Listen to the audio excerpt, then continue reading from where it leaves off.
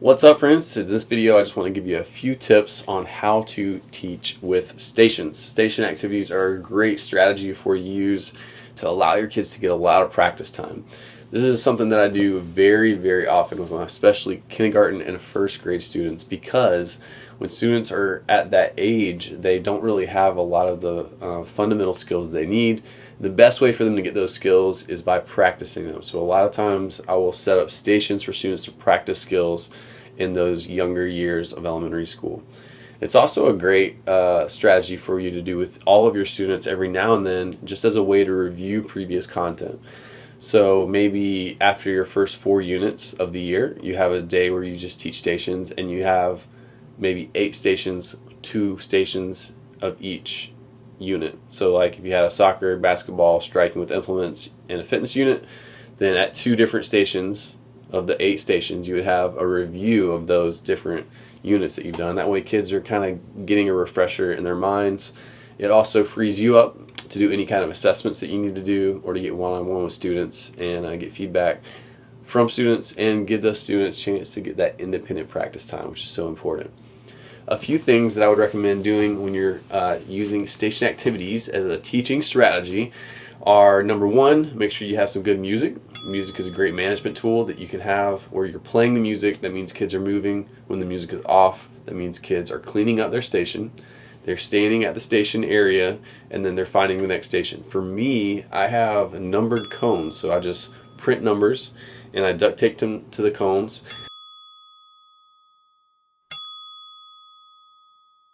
And then the numbers are numerical, so especially for my younger students like 4K, when they're at station number 1, when the music turns off, they clean everything up.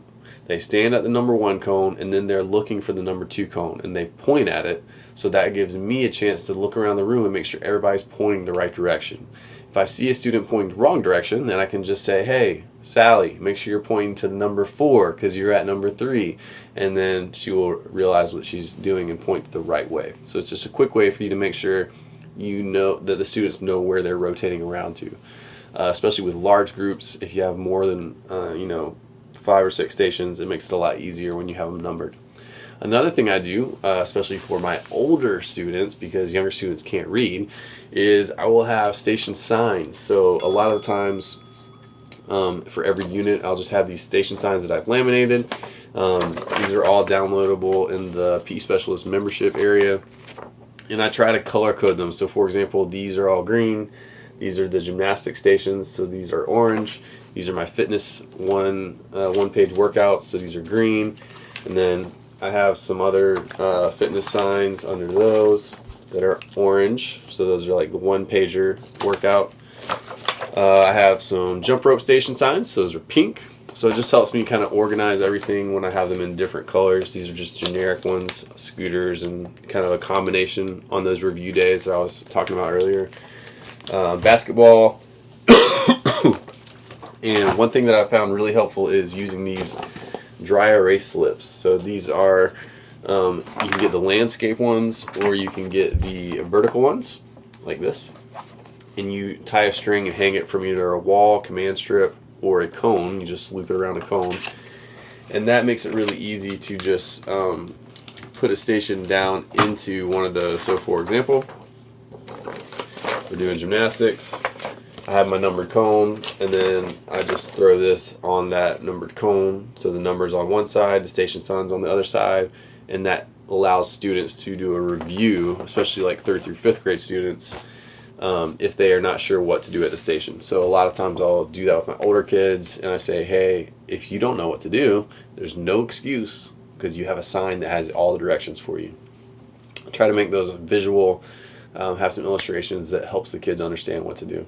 Another thing that I've found to be a good motivator for kids and a good way to get kids engaged is to give your kids different choices. So maybe you have basketball, jump rope, and hula hoops all as a choice at one station. So then, you have some kids that like to jump rope, you have some kids that like to do hula hoops, and you have some kids that like to play basketball.